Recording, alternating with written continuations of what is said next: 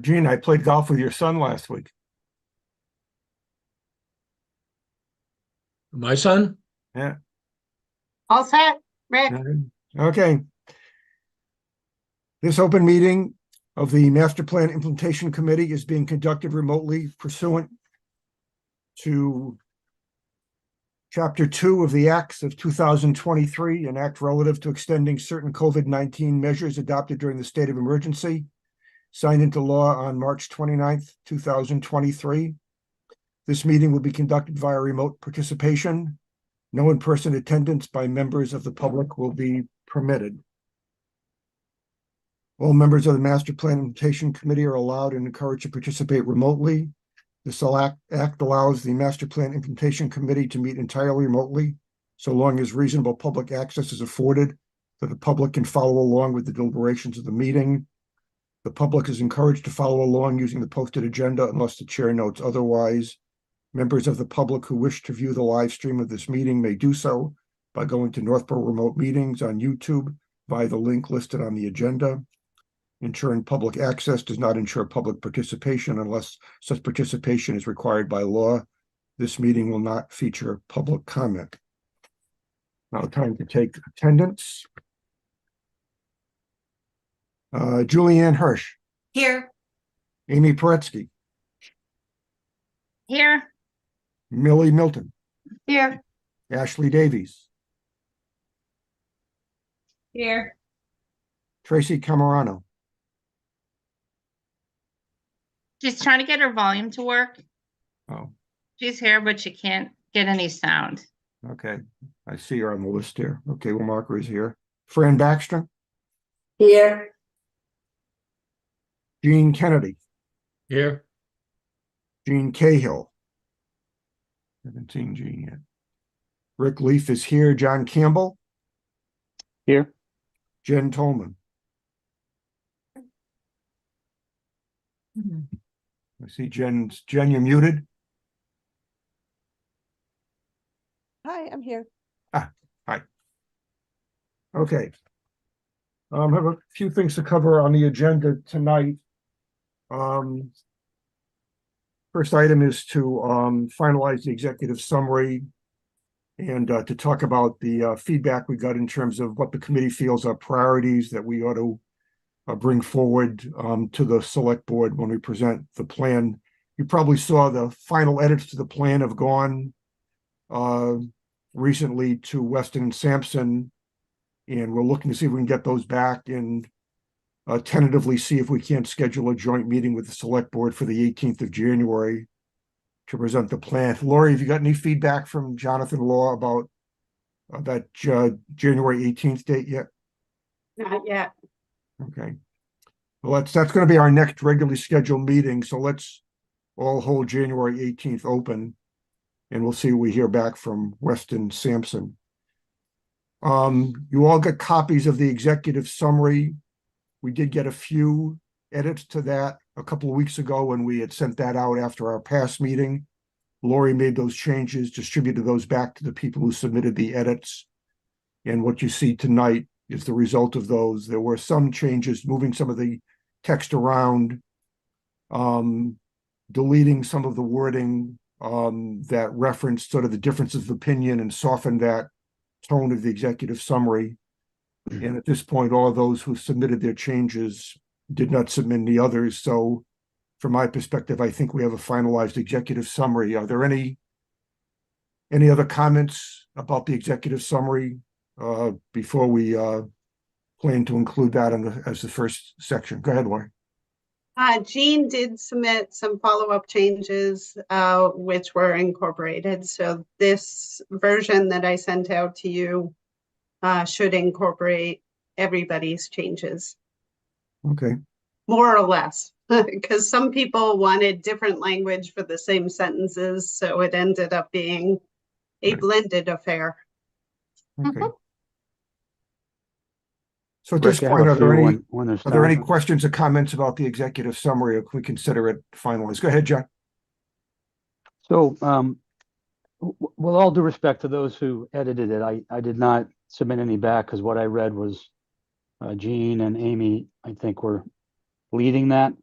Yes. But I have a few things. There are some just grammatical and look, and some about reorganizing the paragraphs, if you'll give me just a minute. So I'm looking at it now, paragraph 1. It's not a big deal, but the first sentence is kind of repetitive. So I also wondered whether you wanted to say outlines a strategy, or that the plan outlines potential strategies in plural, or anything to that effect.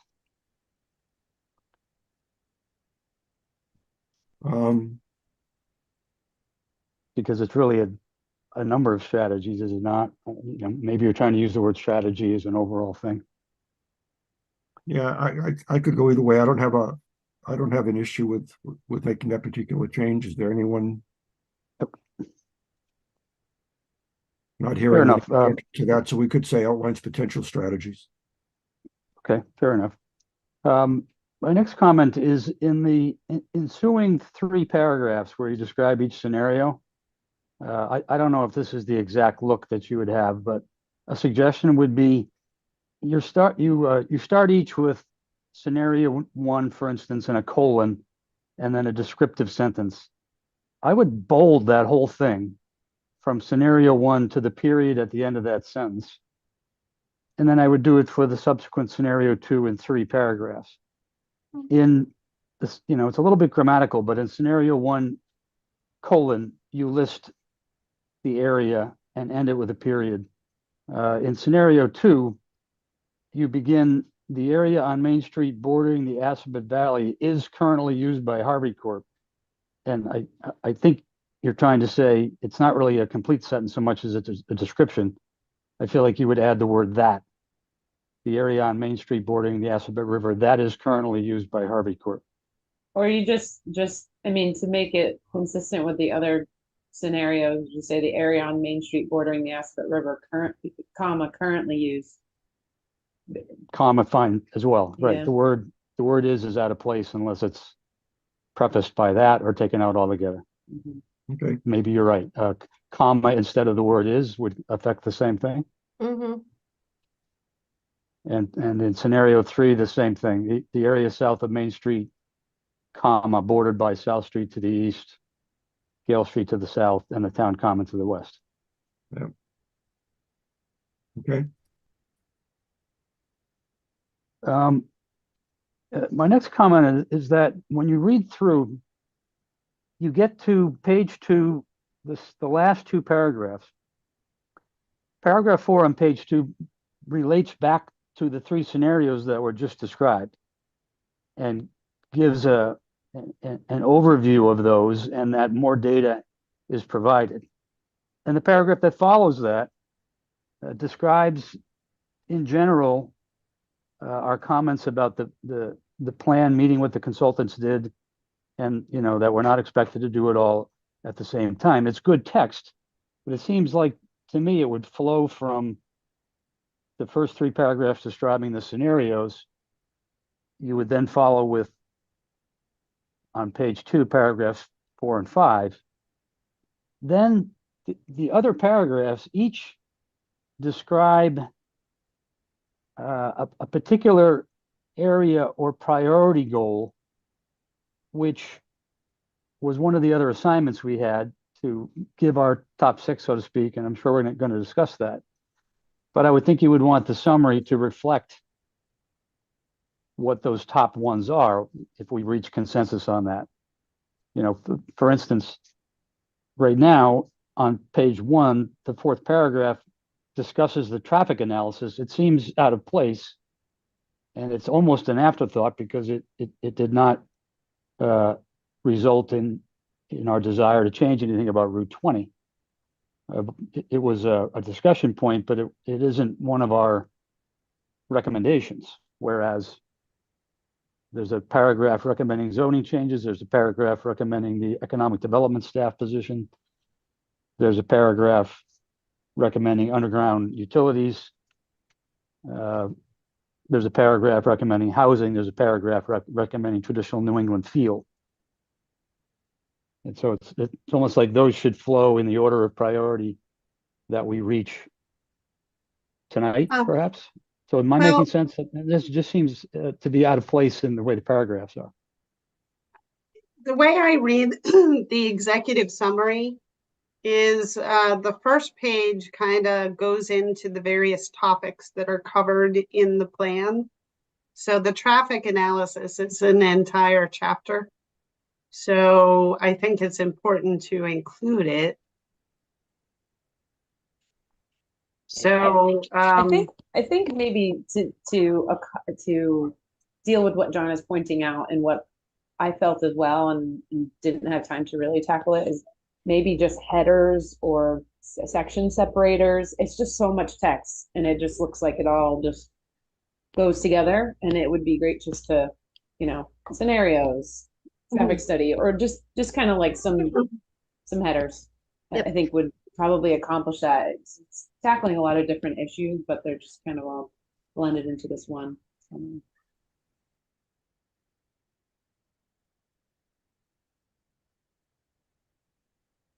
Um, yeah, I think just trying to reconcile. I think the idea was in the first couple of pages to basically sort of bring out kind of what's in the plan. So the paragraphs kind of flow between the scenarios, which are the most important things that are in the plan, and some other studies and information that was compiled. And then it kind of tries to get into, some ideas about how to go about, working, with the plan. It may be difficult trying to think about what kind of a header you could put on each one of these paragraphs that would be fairly descriptive.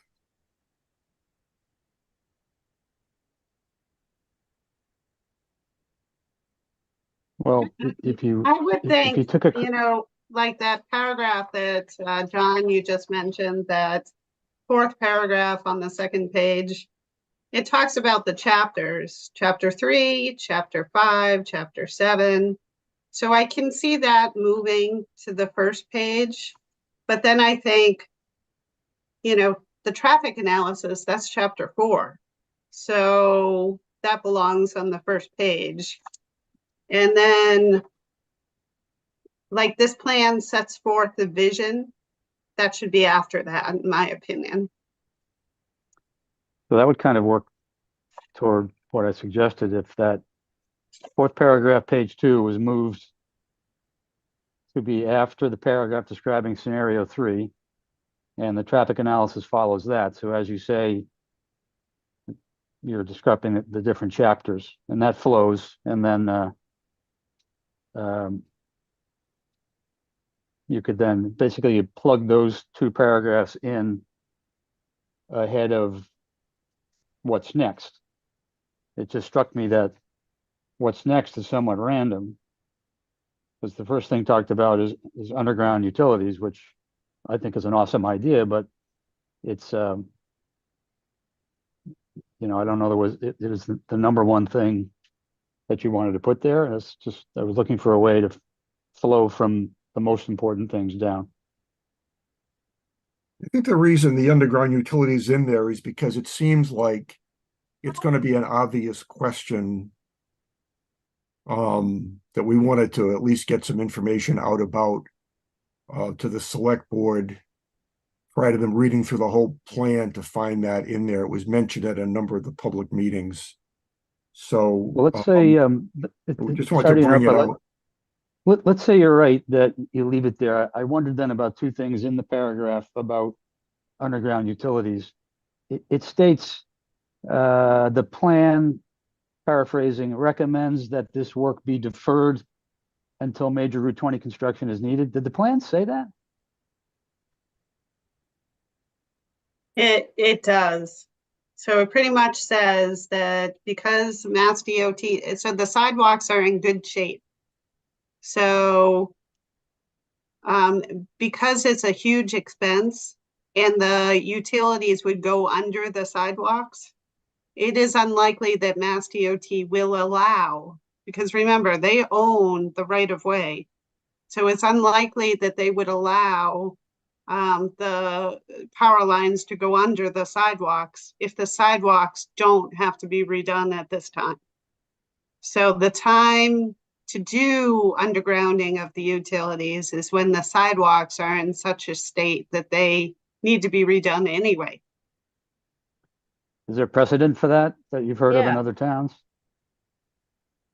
Yeah, that's a regular conversation that we have with regards to any roadway.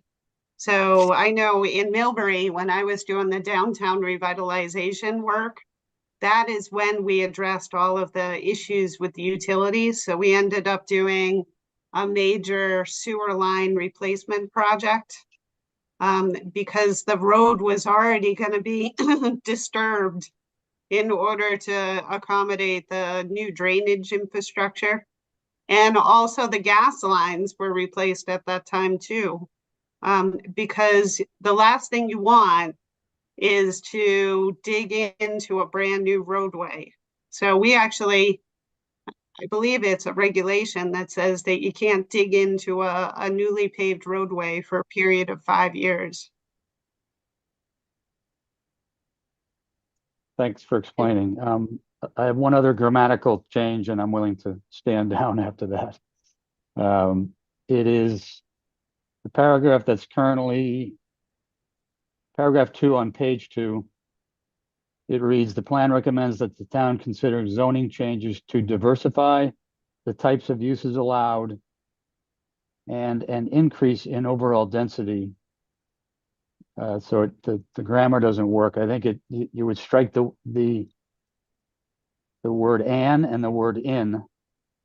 So it would read zoning changes to diversify the types of uses allowed and increase overall density so as to create a more successful downtown. Okay, I'll make that change. Thanks for hearing me out. Thanks, John. I have a quick question that I asked a couple times, because I looked through what's allowed downtown and it says increased uses allowed. And I was just wondering if they gave any examples of uses that aren't allowed in the downtown that they'd want to add. When I went through our zoning, I couldn't find any. You mean like uses in occupancy or business? I thought it was or- uses like business uses, like say a restaurant or a, a brewery or, I know they mentioned like luggage stores and, everything they had mentioned we do already allow down there. So I was just curious. What I uses- think, I'm sorry, I think it's because what we're now defining as downtown overlaps different zones. It's not just what our DB is now. Right. So if we want to allow something in GR that isn't allowed, right, maybe that's what they were referring to. Yeah, but that's really, right now we're discussing the executive summary, so Mm. that's more of a comment about the plan itself. It was in the executive summary. It said to add uses. I was just curious what uses we're adding. Not that I care either way, but I asked them a couple times and I never got an answer. So I was just curious. I think they only reiterated what's in the zoning bylaw. They didn't do any type of analysis. They didn't give any examples from other communities. So I think it sort of fails on that point. So I think we're on our own going forward in terms of diversity of uses, densities, et cetera.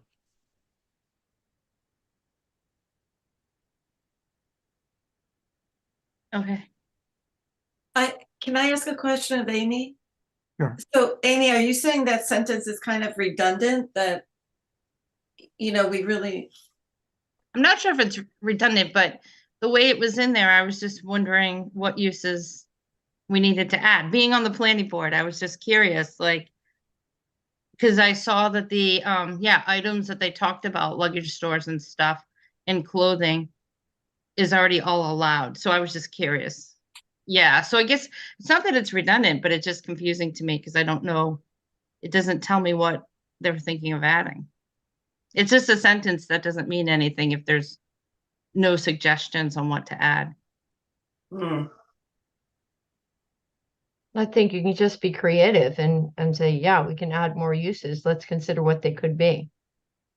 And let's also, on that point, you know, as we work with Weston and Sampson to put the presentation together for the select board, to have them maybe give some examples, you know, above and beyond what they may have said in the plan. Yep, I So asked if it that twice is- in my comments that I sent to them. I had asked them what uses they were considering, but I didn't get an answer. All right, we'll follow up on that again. Okay, other comments or questions about the executive summary? So we'll make these changes. Yeah, I'm still seeing lots of grammatical things, but as John said, I don't know what to do about that. I'm sorry, I didn't really hear you, Ashley. What did you say? You're still seeing what? I'm still seeing quite a few grammatical things and spacing issues and things like that. I don't know. It doesn't seem like we have time to address those types of things any longer. If they're Um, grammatical errors, just track the changes in the text and email it back to me. okay. As long as it's not changing the intent, I Yeah. assume that everybody's going to be okay with addressing grammatical issues. Mhm. Okay. You know. And I thought I was the grammar guru, so maybe I'm not. Yeah. My mother would be disappointed. Sometimes when you look at a document for too long, you stop seeing the detail. You know what I mean? You sometimes just need other eyes. Yes, that's why I have Michelle proofread my work. Okay, well, let's just keep in mind as a committee, you know, that we did send this information out for review a few weeks ago, asked for comments. We got a few. We are trying to shoot for, if we can, a mid-January presentation to select board. So we need to get any changes for this that you might have, grammatical changes, back to Lori fairly quickly so we can get these in here and make sure we have the right things, the first section of the plan. Do that fairly quickly in the next few days. So the deadline is Wednesday. So if you don't submit changes to me by Wednesday, you are out of luck. It's final. Okay. We have something to go on there. Okay. Thanks for those comments. We'll make those changes. Laura will get that in there, and then this with the last changes we talked about tonight, and any of the grammatical changes people send in, we'll make those changes and then send that to Weston and Sampson for inclusion as the first section of the report. So let's talk about what people sent back in terms of their top priorities. Lori sent that back out with kind of a list of what came back in the votes kind of thing. There's no doubt it seemed like if you take a look at you know, improve the aesthetics of the downtown through public and private actions, and also, you know, the first one under mid-level short-term priorities, develop and implement a multi-year, multi-phase effort to improve public infrastructure downtown, including streetscape, which also got votes. You know, those two kind of things kind of flow together. So I think it's pretty clear, and I know we've discussed this before, that I think the committee feels that anything the town can start to do to improve the look and feel of what we've got is something that we ought to be, you know, pushing for and recommending. As a matter of fact, Lori, when we get done with this part of the agenda, is going to be discussing with us some ideas she has to do some of that might have some state grant funding behind it. But it seems like between, you know, the short-term objective number 5 and short-term objective number 8, those two things, you know, got quite a few votes, you know, from people kind of thing. So it seems like there's some consensus around anything we can do to improve the look and feel of what we currently have is something we ought to try and move on as best we can, kind of thing. And then, what got the next most votes was to seriously consider bringing in this economic development, position to sort of lead the charge as to whatever could happen going forward with this. That got the second most votes from the people who had submitted their input. And then zoning and reuse of the town hall, came in as the next three. So those next two sort of tied for number 3. So I'd just be interested in getting, some feedback from people as to what they see with this. Does that seem to make sense when an opportunity here when we present this plan to the select board is to highlight these areas as items that the committee feels the town ought to be spending some time on sooner than later, kind of thing. Does this seem to make sense to people? Mm-hmm.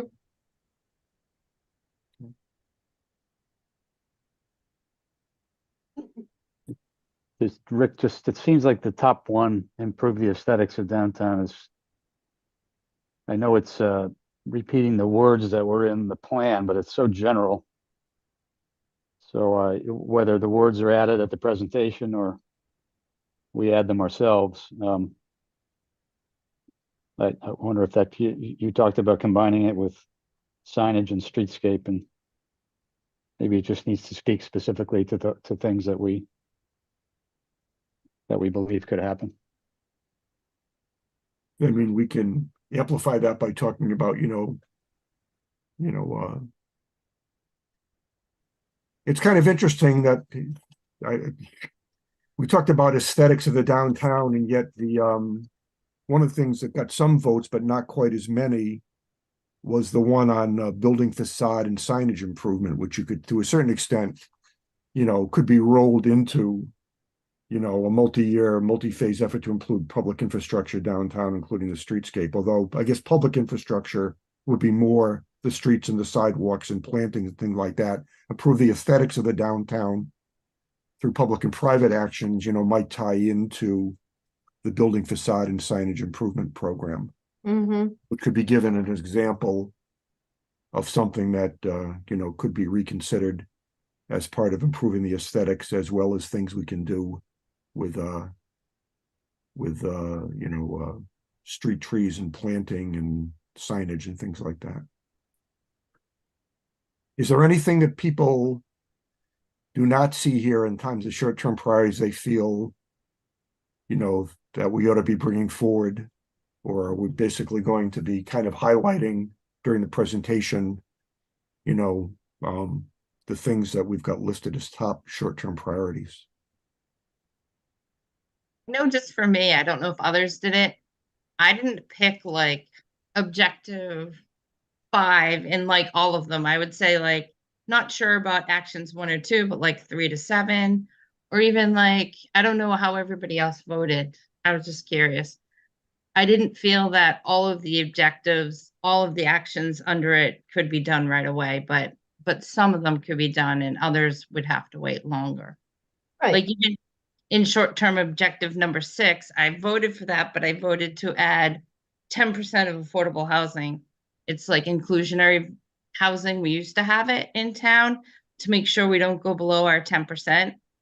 But I didn't pick the whole objective. I thought certain aspects of it. I didn't know if yeah, just as the person who was trying to compile this, I took some liberties because most of you did it the same exact way, and then a couple of you didn't. And so I was trying to compare apples to apples instead of apples to oranges. So a couple of you identified, well, a couple of you provided me with brand new objectives that don't appear in the plan. And so I listed those on the bottom. I think there were 3 of you who did that.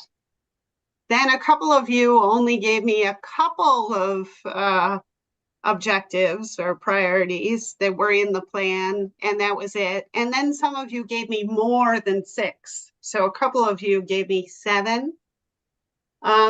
So the people who gave me tasks instead of objectives, like Amy, I think you gave me, or a couple of you gave me like 3 tasks under the same objective.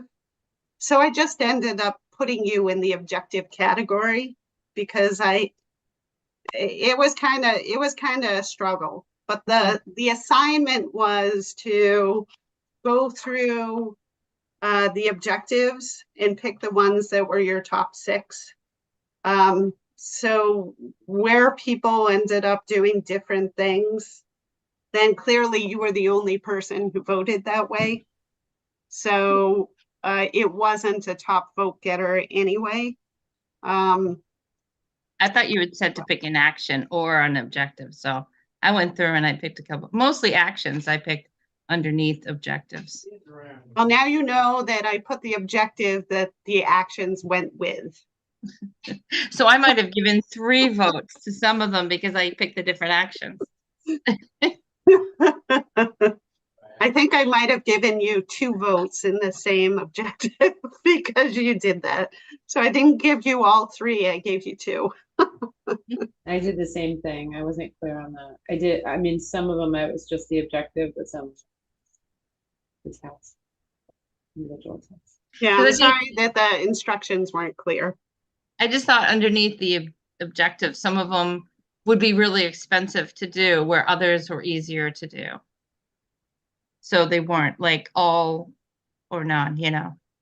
I think what we were trying to do is trying to find points of consensus, because there were, at the last meeting, there were a lot of people saying, well, I don't like this, and I don't like this, and I don't like this. So I think the concern was going to the Board of Selectmen with everybody just saying what they didn't like and nobody saying what they liked. So the point was to try and figure out where, if there was any consensus, it revolved around. And then, you know, within the committee itself, there can be more specific direction. Mhm. So if we're working on improve the aesthetics of downtown Northborough through public and private actions, so then through conversation, we can decide which task under that objective is going to be the priority that's going to be worked on in year 1 or whatever. Sounds good.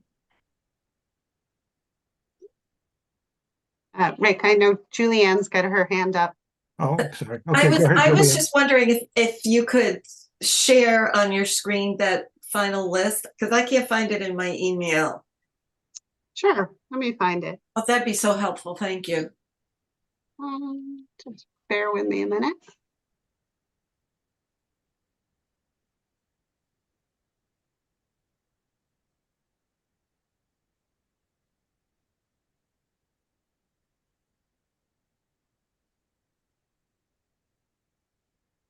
Okay, so let me share.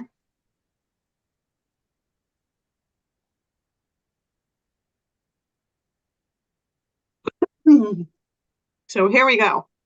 So the top vote getters were improve the aesthetics of downtown Northborough through public and private action. So that got 8 votes. The similar objective that Rick was talking about got 5 votes. So then the next highest vote getter was hire an experienced downtown manager to lead the Northborough's revitalization effort. So that got 7 votes. And then there were 2 that were tied with 6 votes. Review the town zoning regulations to allow for higher density mixed use development in the greater downtown area. And pursue adaptive reuse of the former town hall building at 4 West Main Street to become a new anchor for downtown. So with that one, I'm going to explain that there was another similar objective that talked about the fire station that also got 4 votes. And then there was, let's see, There was another one. Well, I suppose that's it. So that one is similar. So it was kind of, these two are together.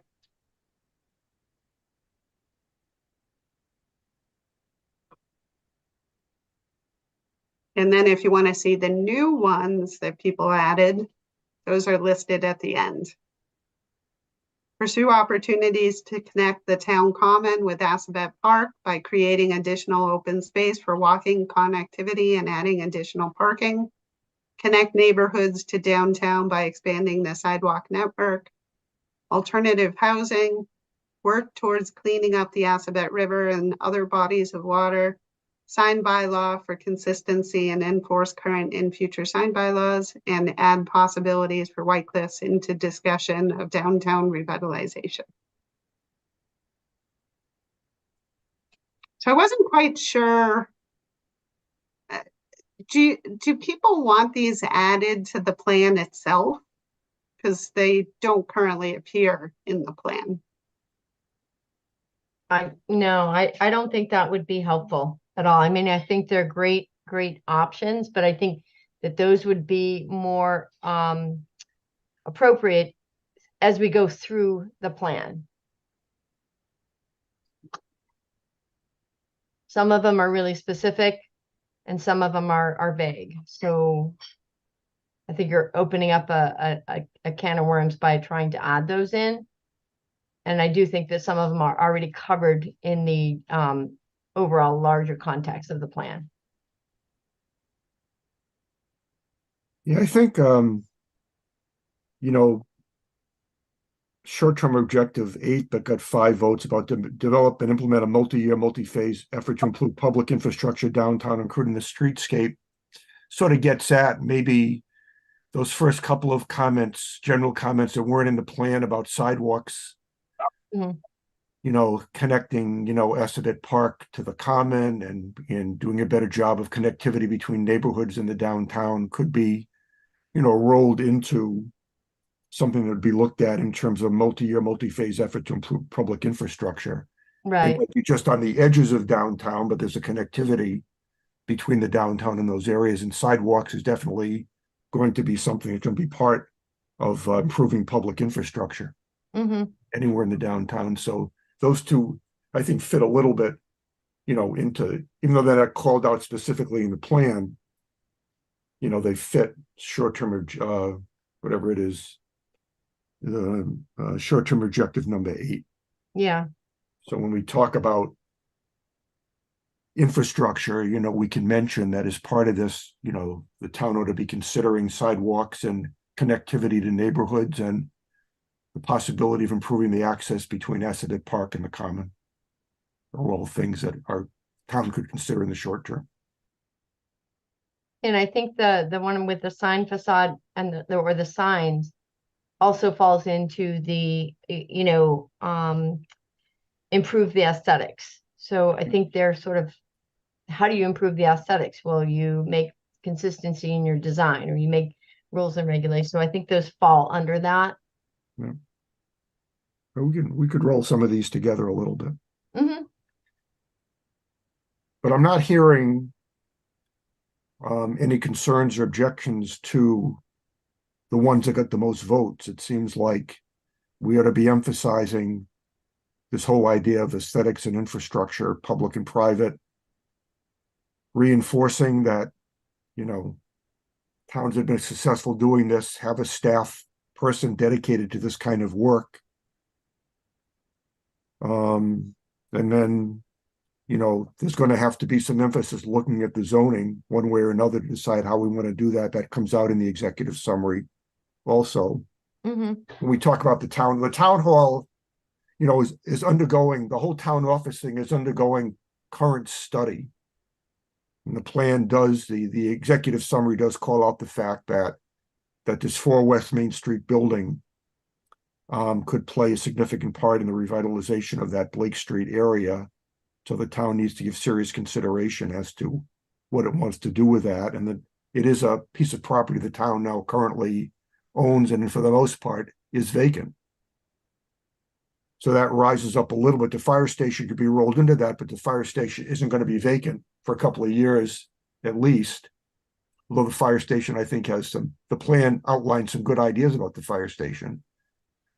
But that necessarily, nothing's going to happen to that a little bit longer down the road. But the town hall, could be something that the town could make some decisions on in calendar year 2024.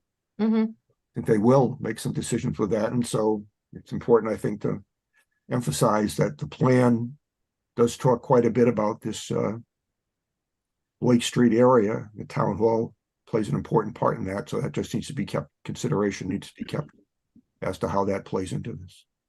So it makes sense to me. That's a definite short-term item that needs to be emphasized. So I could see, leaning on these top 3 vote getters. There are 4 items, but the things that got 8766 votes roll in some things below that play into them. And as we make the presentation, just bring out these things as areas that the committee feels strongly the town ought to consider making some headway on.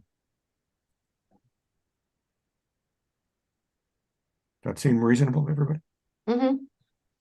Does. The one objective that didn't get too many votes was to create a downtown management organization to plan, organize, and coordinate downtown revitalization activities and create key partnerships.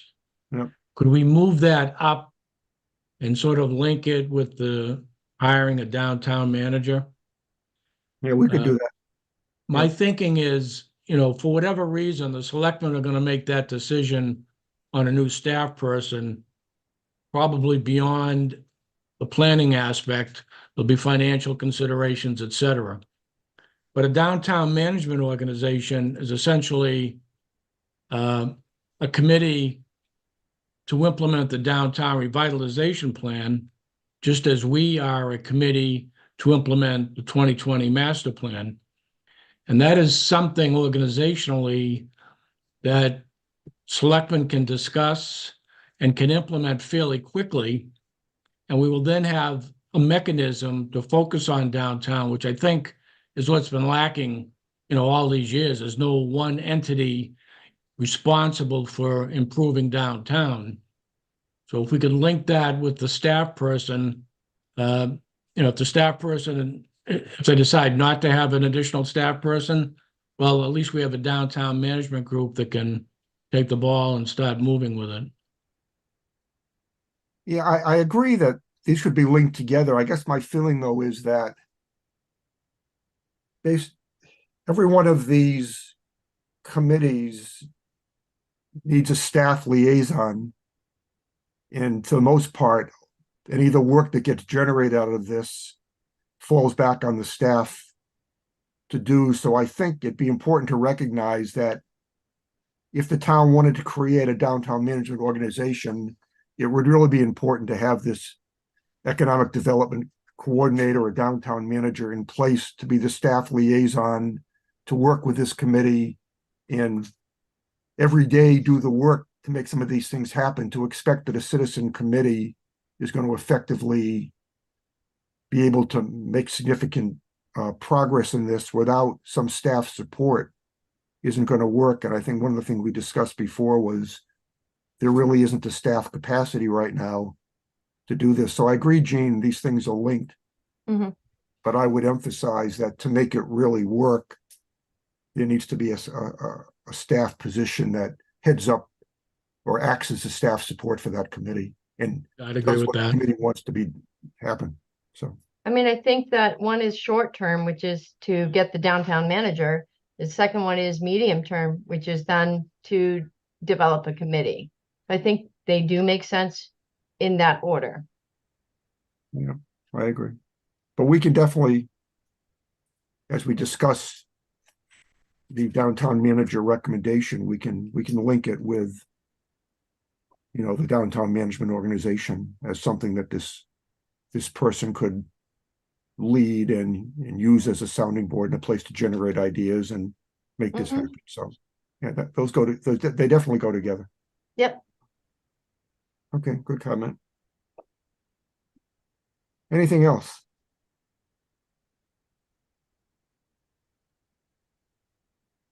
Okay, well, we'll use this as a guide.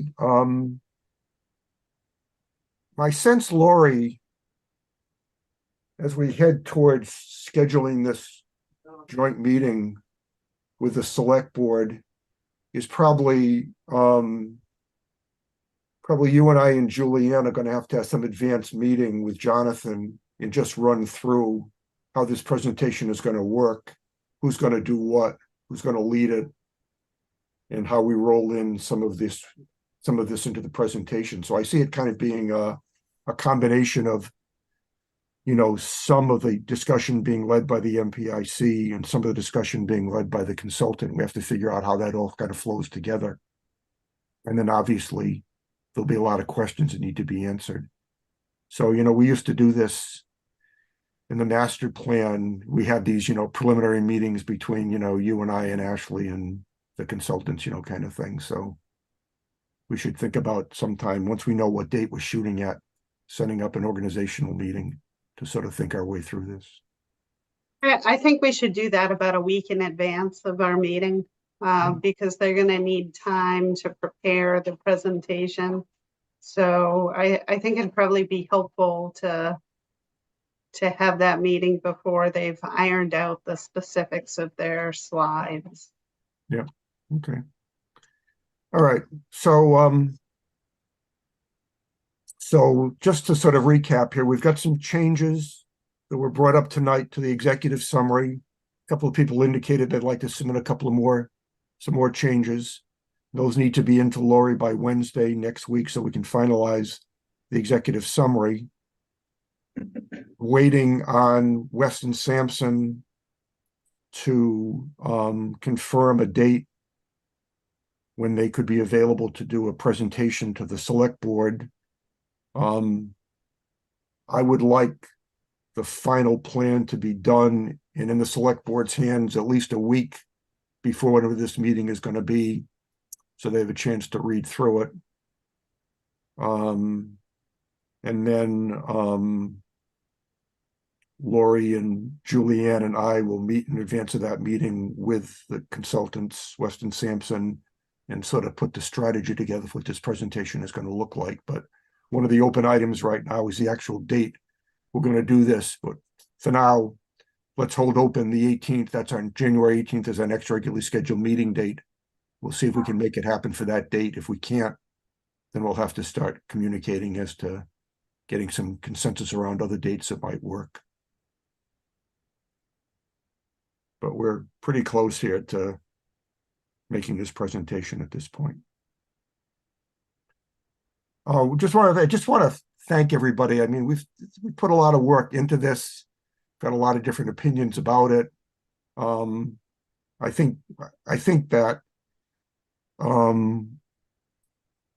what we're going to end up with is going to be useful to at least put in front of town government the fact that the town is very interested in doing something about this.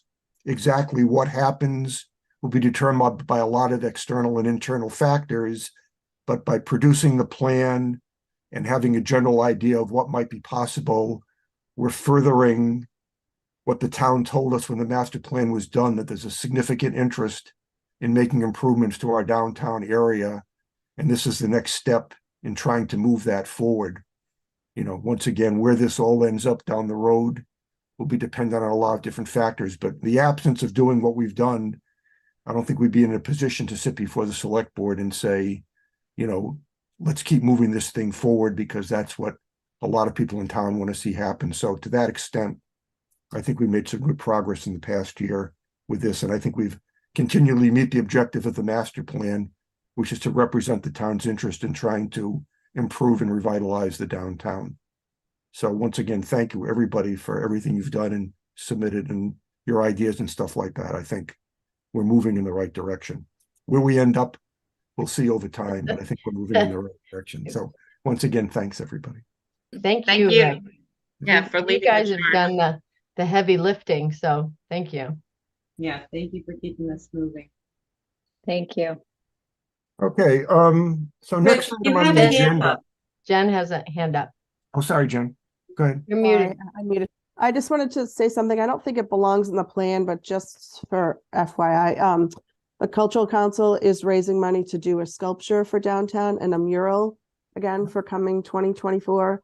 And we're also planning another artsy event for the spring.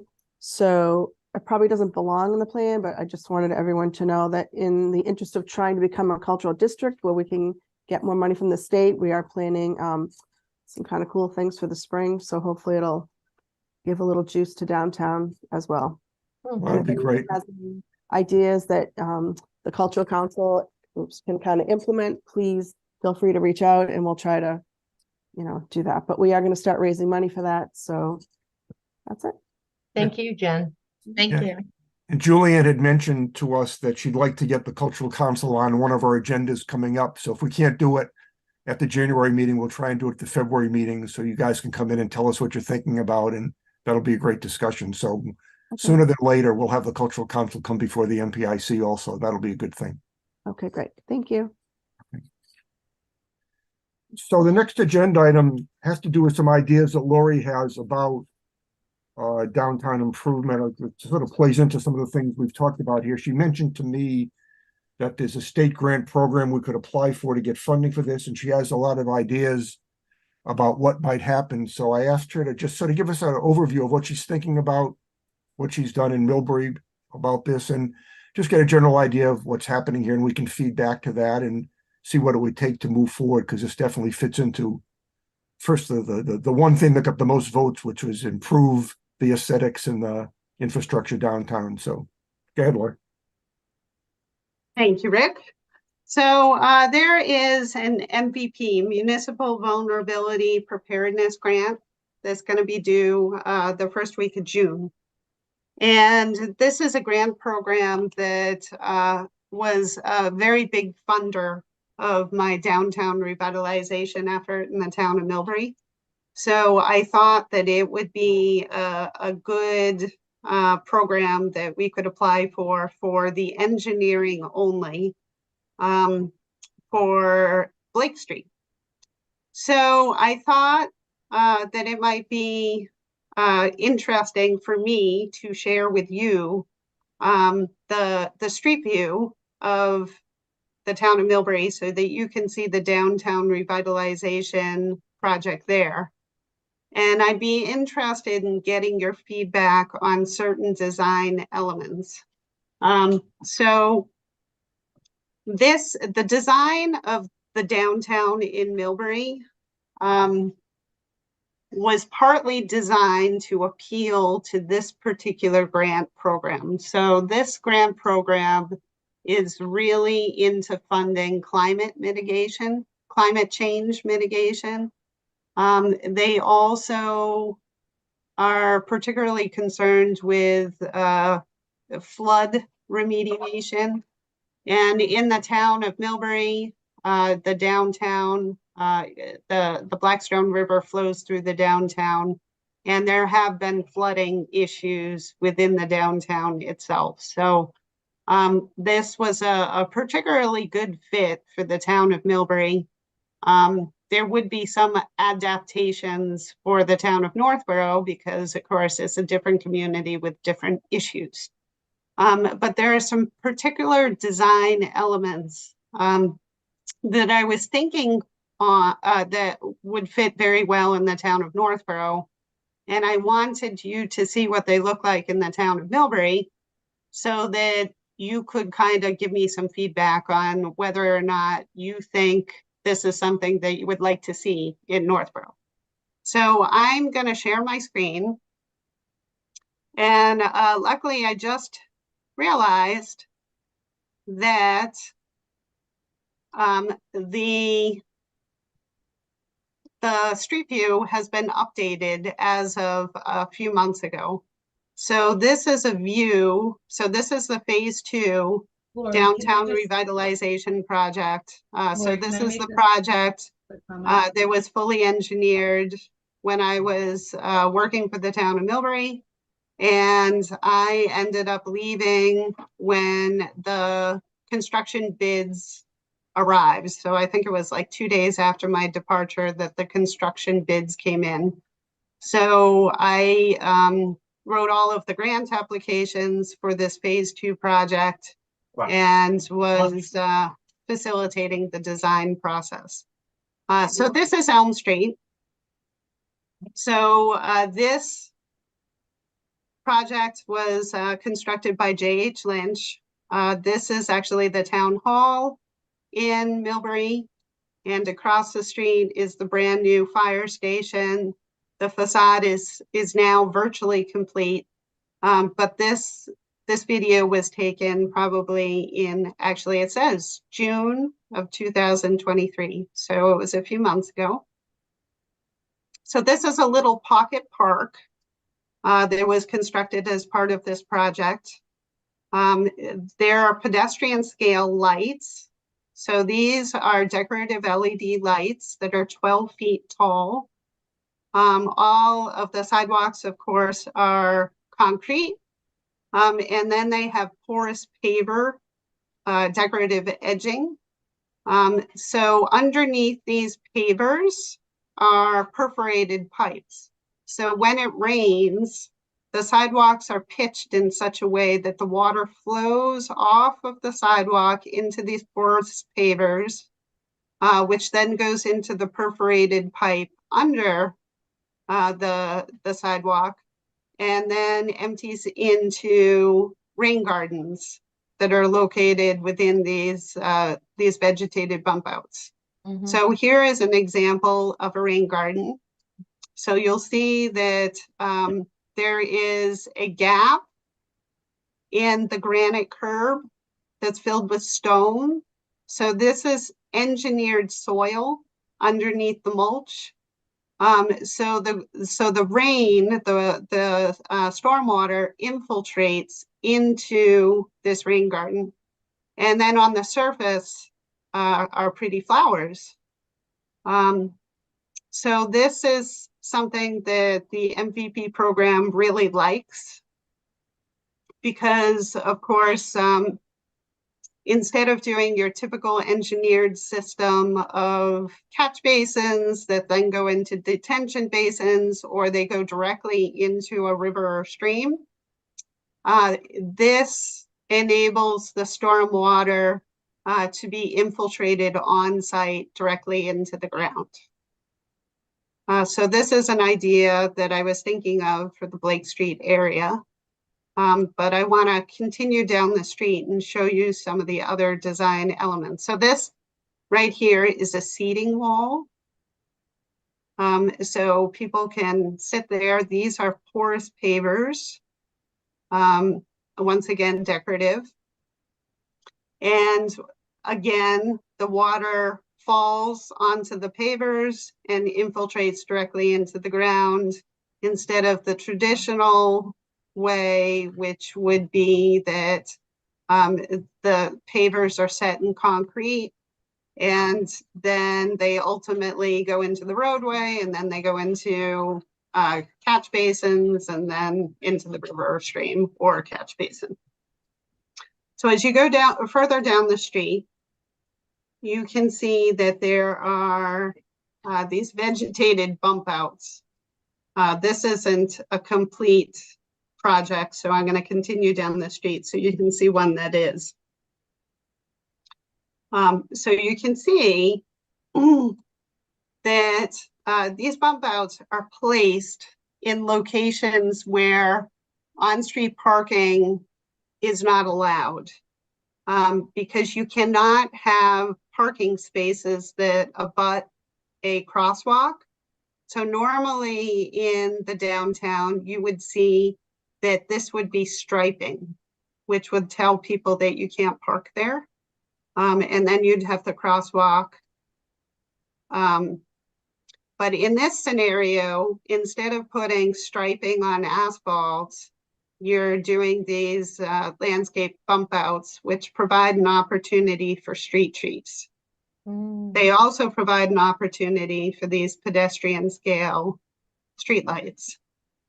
And you have all of these plantings. So you're greening the landscape by doing this. Continue down the street. So now you get into the phase 1 project.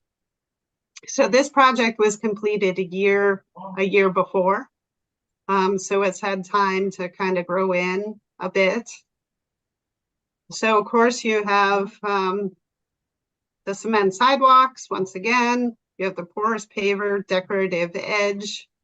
You have, it's a fully complete streets. We did actually get a complete streets grant for this project. So we're including all of the elements that the Complete Streets program likes. This asphalt was actually replaced, so now it's a concrete apron. So it looks even better than it does in this picture. And then I wanted to bring you further down. So this is another design element. So the idea was to narrow the intersection because we were trying to dissuade truck traffic from going through the downtown by making the intersection narrower. And we were also trying to encourage crossing. So we wanted more pedestrian activity than we had previously. So once again, we have a seating wall, we have porous pavers, and this is actually our common in the town of Millbury. And then across the street is the Little Common. So this used to be a no man's land. It used to be ugly beyond belief. And it was converted into a really nice, in my opinion, pedestrian plaza. So this is an electronic message center, just like the Lions Club, but of course it's a more modern, updated version than the sign that is currently at the corner of Blake and Route 20. And they ended up doing a decorative, historic house for the sign to kind of try and make it blend in a little bit more. And then the Millbury Redevelopment Authority did a fundraising campaign for this 4-dial clock. Love it. I believe that cost about $25,000. And you can see that there's a huge amount of planting. So these are my pots that I did. This was a fundraiser. So you can see that the pots on the bridge on Church Street are the start of the Northborough pot program. Unfortunately, these cars are not well placed, but there are circular benches that go along this pocket park, and it's full of landscaping. So then they have, so this used to be a very large kind of parking lot. So the sidewalk used to be very, very narrow. It was like a 5-foot sidewalk originally. So what we did is we reconfigured the sidewalk. So we expanded it significantly. And that enabled us to do these little planter boxes for the trees. And also, oops. Oh, I hate when that happens. Let's see if I can go back there. So it enabled us to be able to fit picnic tables. So right across the street, you have Calabria Restaurant. So they have outdoor seating. This is a very nice Italian restaurant. And then around the corner, so Amy, this is for you. This is a little cupcake place that I told you I love the little sign that they have. They have a blade sign that I think is really cute, but I don't want to get distracted. Yeah. So, so this is an idea of what can be done on Blake Street if you expand the sidewalk. So they have awnings. This is something we've been talking about with design review. And they have the sign written in this awning itself, in the skirt of the awning. So then across the street, we have, this is low-income housing owned by the Housing Authority. So then some other design elements that we included, we got some funding for a bike rack in the downtown area. There is actually a WRTA bus that goes through the town center. So we have a bus shelter. It doesn't, can't really see it there, but there is a bus shelter there. And these little design elements, the reason why I wanted to show you the common is I wanted to show you what that little park could look like. Not to say that it should look like Millbury's Common, I'm not saying that. But this right here is a rain garden. So it is actually connected. Once again, you have these porous pavers. You have perforated pipe under these porous pavers. And the stormwater is actually directed into this rain garden right here. So it infiltrates into the ground. Once again, you have a seating wall. You have another seating wall over here, and the proof is in the pudding. You actually have people sitting on the seating wall. Imagine that, pedestrians. So you have people sitting on the seating wall enjoying it, and then there are various benches throughout. So if we were to move from, does anybody have any questions about what you're seeing here? No? Okay, so let's move to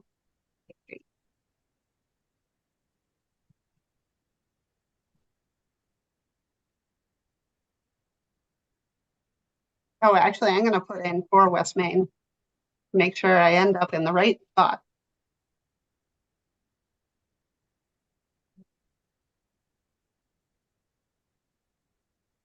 And then I'm going to take my little man. I'm going to pop him right here. Okay, so we've arrived in Northborough. Not exactly where I wanted to be, but close enough. So you already have some of those design elements that were put in by Mass Highway when they redid Route 20. So you can see you get a little bump out right here. And then you have this little pocket park right here. So one of the things that we did with the common is we said, you can't remove any of the existing trees. Those must stay. So your design has to work around those trees, and you have to ensure that you don't destroy the root systems because we want to keep those trees. So that can be done here too. One thing that I would like to do is, and we talked about this, is making Blake Street one way throughout its entire length. So the beauty of doing that is that then you can narrow the roadway. So I use my little GIS tool to measure the width of Blake Street. At its narrowest point, Blake Street is 22 feet. So that's pretty much here. And then as you go down the street, it widens to 28 feet. So there really is an opportunity to narrow the roadway. One of the things that I would like to do with this little pocket park is make it bigger. Because if we narrow the roadway and make it one way, then we don't necessarily need these parking spaces right here. So these could be incorporated into the open space. But certainly I know, and you folks know, that parking is limited now. So I would not recommend that we go forward with the Weston and Sampson suggestion of making all of this area open space, because we need the parking in order to occupy this building, whether it's the town hall or whether it's not the town hall. We still need parking. We don't have the parking garage I don't really see that that would happen anytime soon. In this location right here, there is the potential to add some trees. Also in this little pocket park here, I'd like to replace this. I think what they were going for was a seating wall. But I would be nervous about sitting here. I think it could be rebuilt and made more comfortable, kind of like the seating walls that I showed you in Millbury. And these pavers here look like they've seen some better days. So this area could be enhanced and made better. And certainly it looks over here like there's some sort of drainage problem. So there is the potential that we could do some rain gardens here. Not only do they look beautiful, but they also deal with stormwater issues. So moving right along, I know that the sidewalk has been redone in asphalt, but it kind of blends in. So there isn't much of a berm, not really much of a separation between the street and the sidewalk. So what I was thinking of is taking up and widening the asphalt sidewalk. So we would do vertical granite curb and concrete sidewalks instead. I would like to do further, as we get further down here, we have this C. I measured this on the GIS. It's approximately 150 feet wide. That's crazy in my opinion. Your typical driveway entrance is only about 50 feet wide. Even that is huge. Could be a lot smaller than that, but we could probably do a couple of entrances because of course, this is the municipal parking lot. This is publicly owned. And then there is a small amount of pavement that's associated with this building. And then this parcel is privately owned. One of the great things about the MVP grant is if you can get an agreement from private property owners, then you can use grant money to design and actually make physical improvements to their properties. So they need to sign off on it. So I would like to approach these property owners to see if they would be open to having their parking lots reconfigured. I think that there doesn't need to be this amount of pavement. I think it would look a lot better if the pavement were, some of the pavement were taken up and replaced by landscaping. Now, the MVP grants would find that attractive because you're infiltrating groundwater, you're infiltrating surface water into the ground. So you're minimizing the impervious surface. So we would go from the sea of asphalt to something less than that. So I would like to extend I would want to keep all of these trees, and I would like to extend this median strip. Ideally, I'd like to have a sidewalk along this side of the street. And I'd like to have a combination of parallel parking and then in this area, diagonal parking, because we're changing a two-way to a one-way. It would make sense to do diagonal parking instead of what currently exists. Over on this side of the street, I'd like to do decorative streetlights. Right now, of course, we already have streetlights on these telephone poles. These would be kind of like what you saw in Millbury, the 12-foot tall pedestrian scale streetlights. And once again, slightly wider sidewalk. It wouldn't be as necessary to do that where you have residential uses. It's more important to have the wider sidewalk where you have commercial uses. Because it provides, like I said, the opportunity for the street trees where obviously you're not going to get much in the way of street tree here without doing some sort of bump out. So I actually am going to flip over to my notes that I put on another screen just so I can read through there. Make sure I'm not forgetting anything. Talked about narrowing the driveway. Instead of doing the 150-foot egress, you'd narrow it to 26 feet wide. It would be a shared egress. Or we could do two 26-foot wide entrances that would be shared by all three users. Let's see.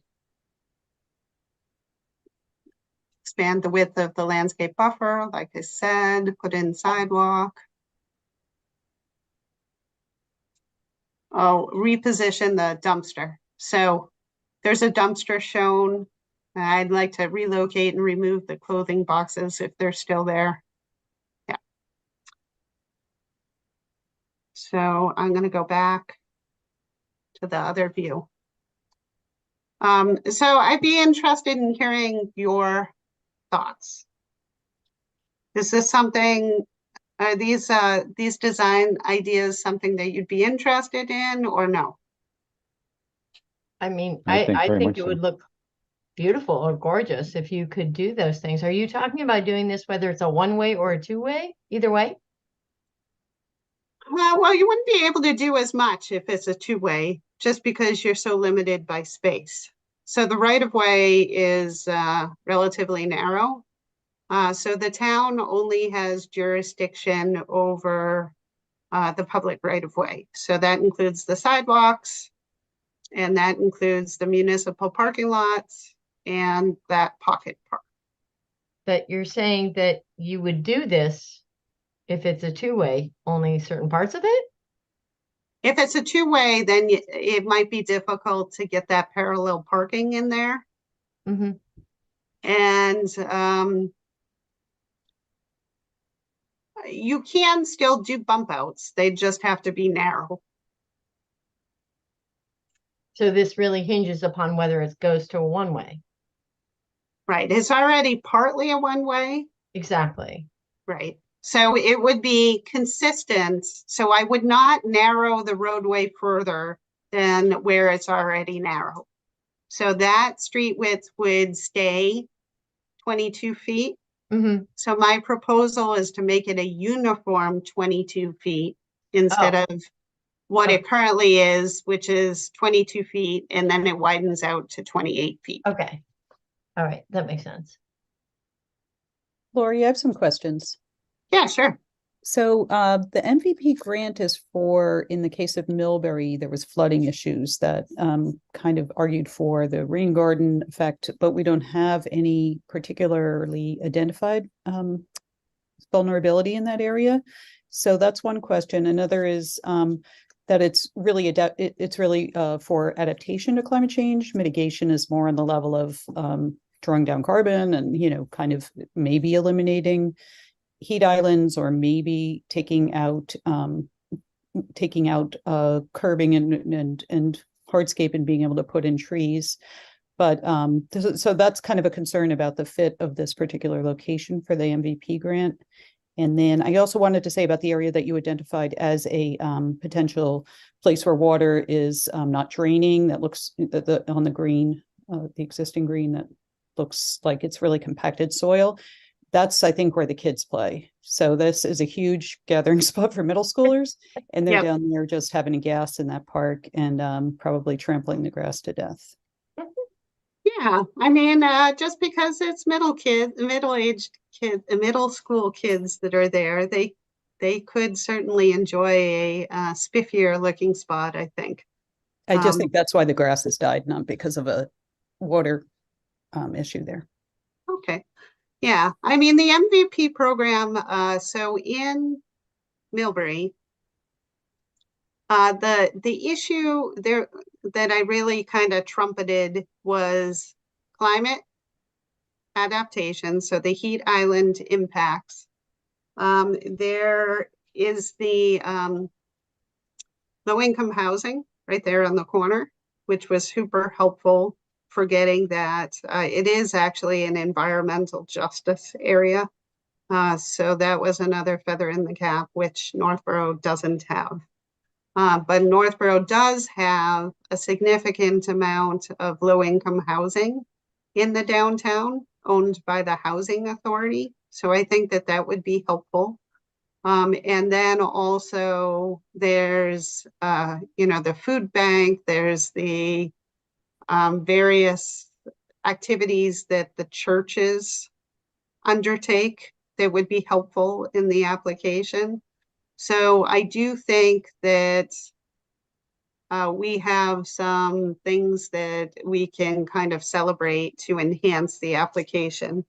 So the focus here would be the same, concentrating on infiltrating stormwater and cleansing it before it's infiltrated or while it's being infiltrated, and greening up the space and reducing the impervious surface. And like I said, I would like to put in as many of those rain gardens as can possibly be accommodated. And it is amazing how they can be built into parking lots. And they look really attractive. So we could even use some porous pavers within the parking lot itself. So we did a project at the high school that involved porous pavers. So half of the parking spaces are particular spaces are asphalt and the other half is porous pavers.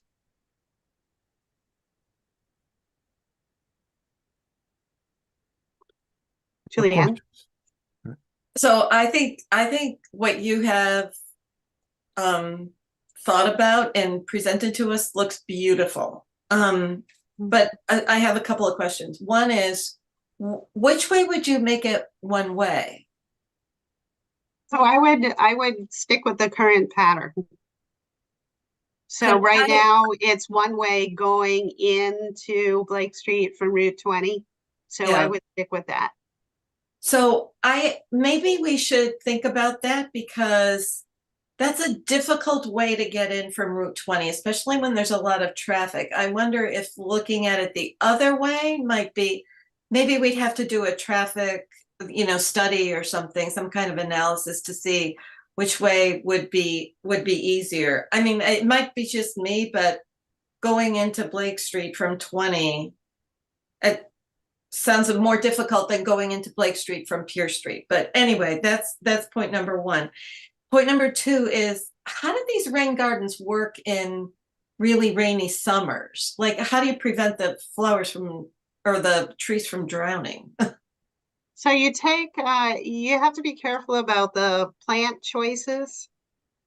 So there are particular plants that do well in wet conditions and do well in dry conditions. Actually, black-eyed Susans are an example. Uh-huh. So you have to go with those options. And if you noticed, most of the plants are built on the berms. So they're not, so where the water settles into the rain garden is stone. So that is the heaviest area of wetness. So the stone helps the water infiltrate into the soil. So then the plants are on the, I'm going to share my screen again so I can describe it. So I'm going to move back to Millbury. So bear with me a minute.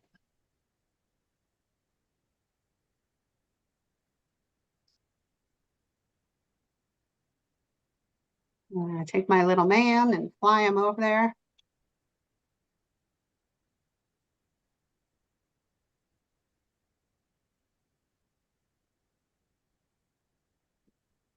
Oh, my man doesn't want to be there for some reason.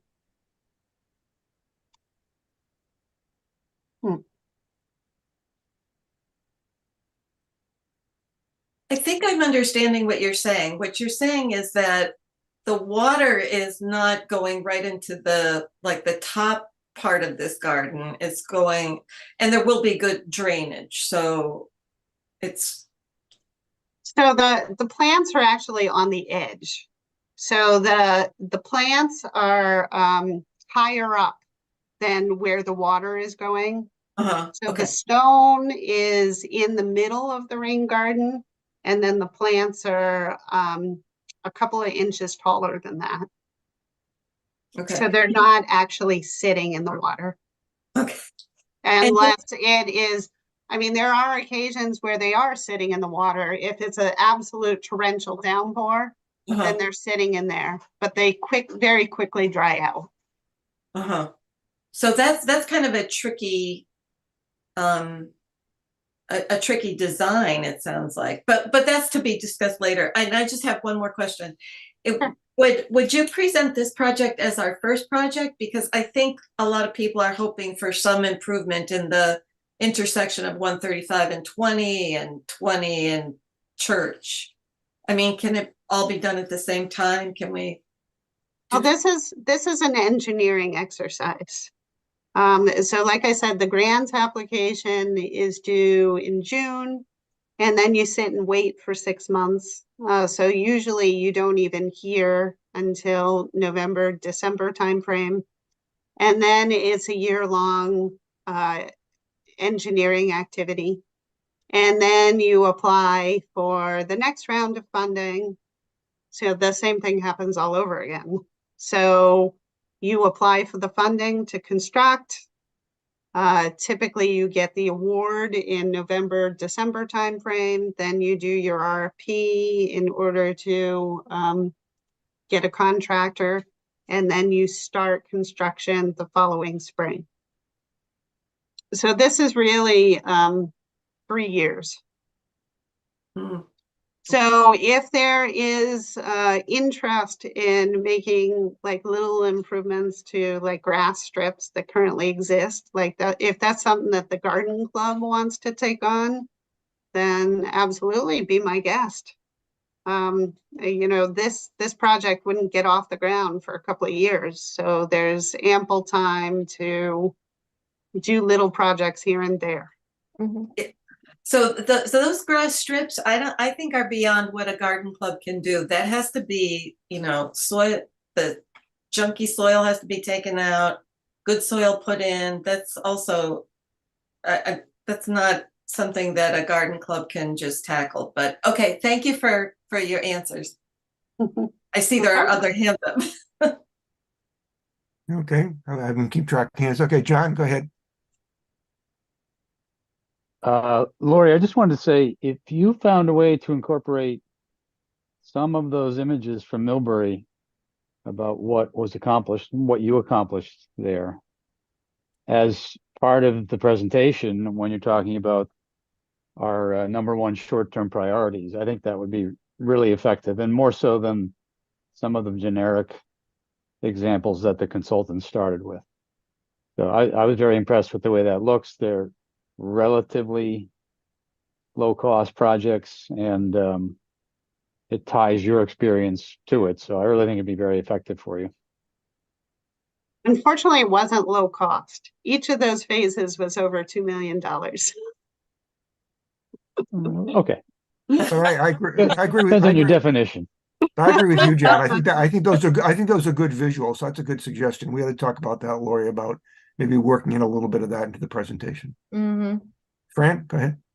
Thank you. So I think anytime you can use trees and plants instead of impervious surface like the sea of pavement is a good idea. And so any of those, the pocket parks, the rain gardens, the lights, they would all be an improvement anywhere in our intersection of 135 Route 20 Church and Blake Street. So I would definitely be supportive of that. To Julianne's point though, the one way was changed relatively recently. I want to say like in the last 20 years. And it's only one way up to 4 West Main Street, and the rest is 2-way. And that is where most people come in from Pier Street, because you can't make a left onto Blake Street cutting across Route 20, so you would force people to go down Pierce, down Hudson, up 20 to Blake Street for everything on that little area. And that might be a bit much, but it would have to be looked at.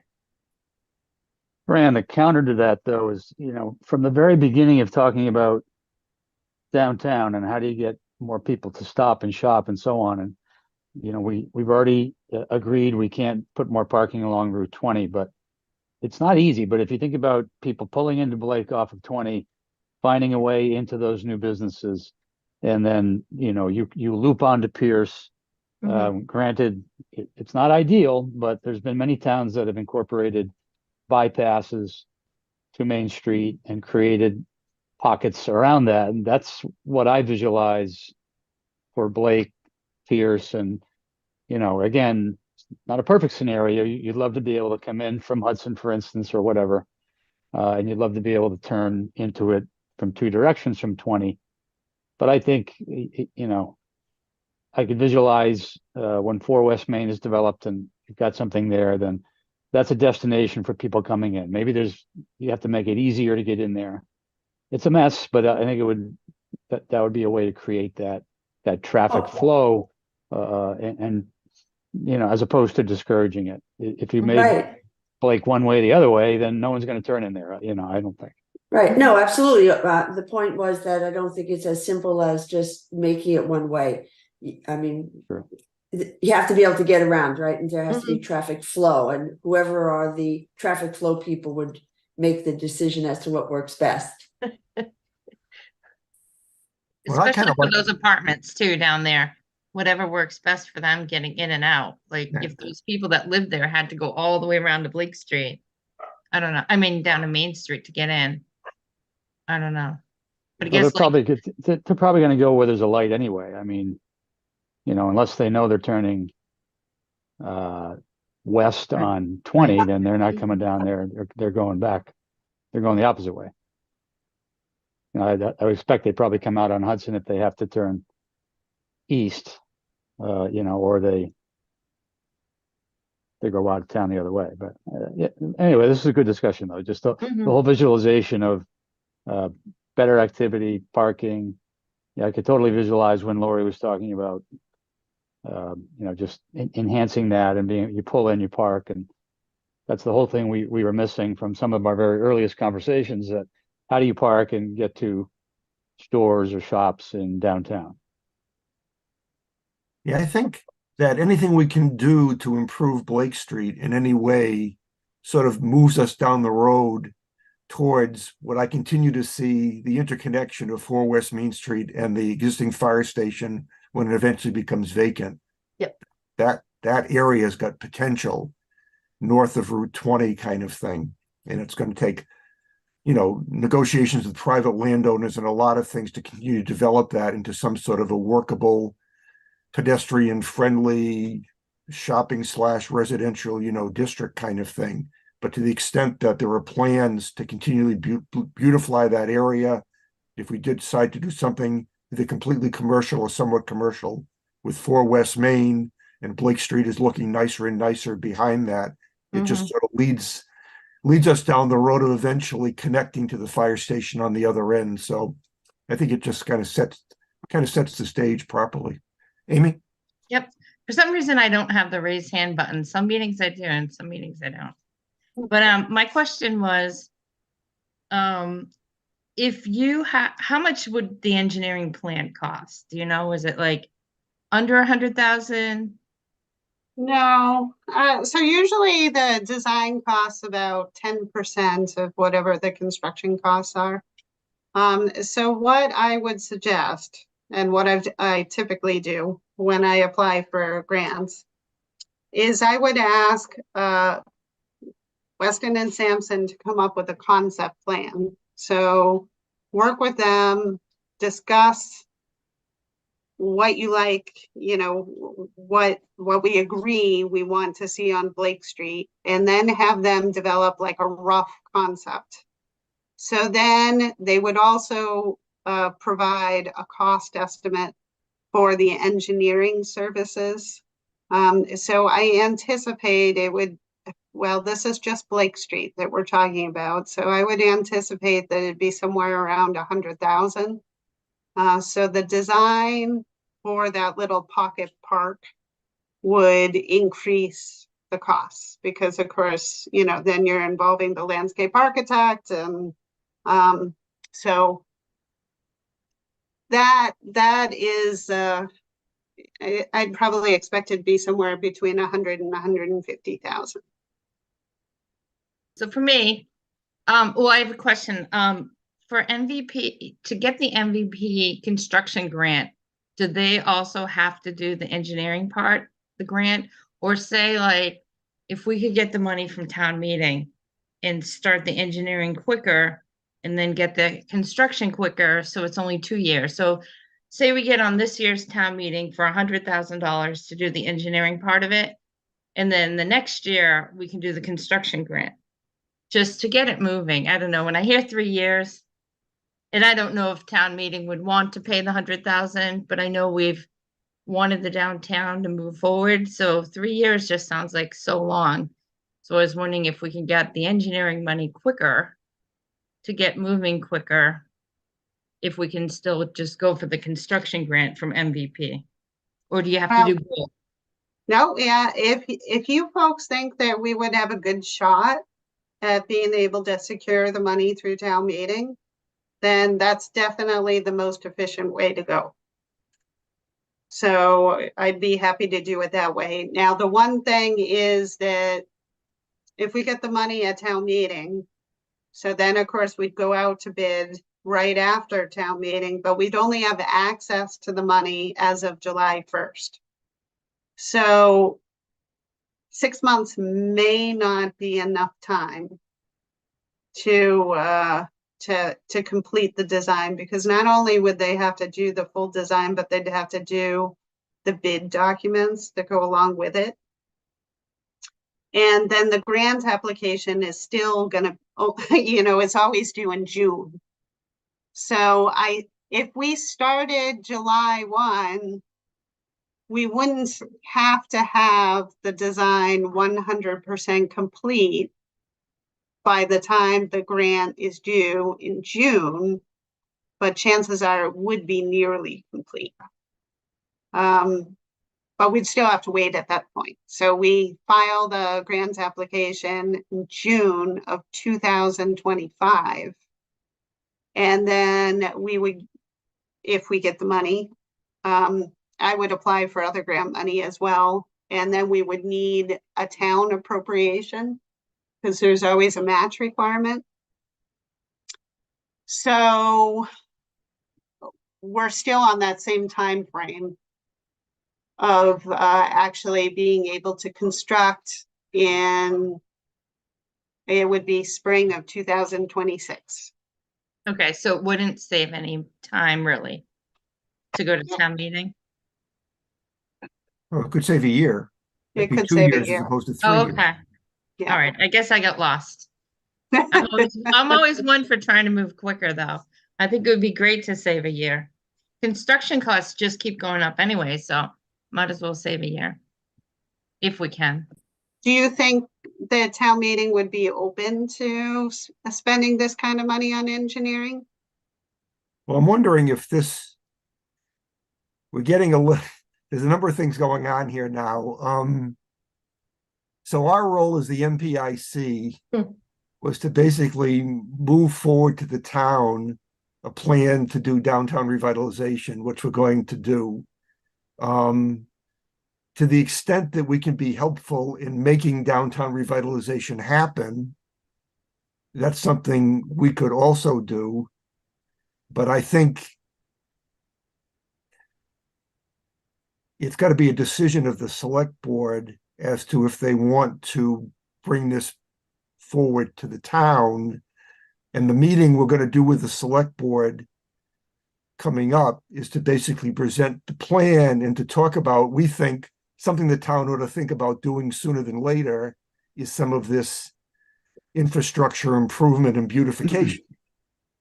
And by the way, the town planner has got some ideas about what might have to happen, but I don't think we're going to be able to at this meeting with the select board, present this whole idea and ask them for what they want to put on the warrant for town meeting about this. I mean, it might be possible after this meeting for Lori to have a discussion with the administrator about the committee. The MPIC is excited about this.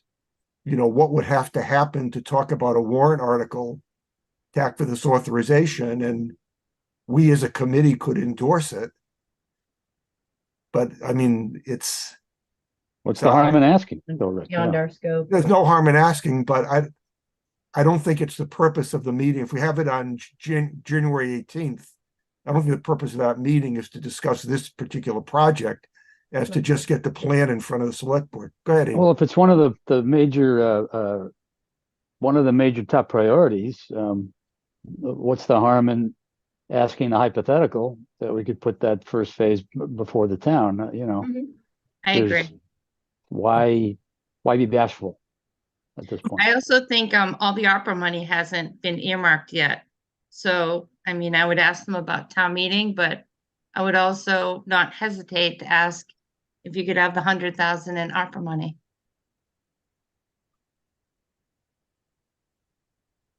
Doesn't hurt to ask. I have a quick question. So is it possible to, since you wanted the time frame to be done by June, is, excuse me, is it possible to use like college interns? Like an No. internship Nope. to do that kind of design work? Because that you could get done, you know, pretty quick, February to May. And also on, as far as like the softscape landscaping ideas, could you use like landscapers in town and say, you know, put out like a bit, like we put out a bid for artists to come forward and show us their work, you know, like to do the doors or do the mural. Could you do the same kind of thing for the landscaping downtown and say, listen, we're looking for landscapers who might want free advertising. They can put their sign up and fix up some spots downtown. Is that possible? I think that there are opportunities to involve students and, you know, landscapers to put up signs like, you know, an Adopt an Island campaign that a lot of communities, including Shrewsbury, has done very successfully. But this is a very complicated, heavily engineered plan. So it really has to be a top-notch professional engineering firm to design it, and, you know, landscape architects. I think using the students is good for ideas, you know, like maybe for a concept, but you need a lot of experience in order to make it work. Like, we want to make sure that the rain gardens that are designed are actually going to function properly, that they're graded, the road is graded in such a way that the water is going to flow into the rain garden instead of bypassing it, or they don't have the professional expertise. And I'm speaking from experience because I was a grad student doing those types of projects. And I definitely didn't have the background when I was a grad student in order to be able to successfully design a project like this. I just wanted to check just in case, just because the timing would sort of work. So I didn't know if like part of this could be, you know, dedicated, you know, kind of break it down a little bit further and say this part of the aesthetics could be done like this year based on this, I don't know, just kind of break it down smaller so something could be done. So to your point, you know, instead of waiting for 3 years to see this really nice photos that you showed us, you know, come into actually happen. So, okay. Yeah, you know, I see this as kind of like the pilot project that will kind of kick off the balance of the downtown revitalization campaign. So it's really important for it to look great and people to really like it, Right. because then they're going to be hit up to fund future phases. Mhm. So if it doesn't work right or it doesn't look good, then the chance of being able to fund the rest of the downtown revitalization effort diminishes. That's Well, probably true. Julianne, I mean, you're a representative on the select board.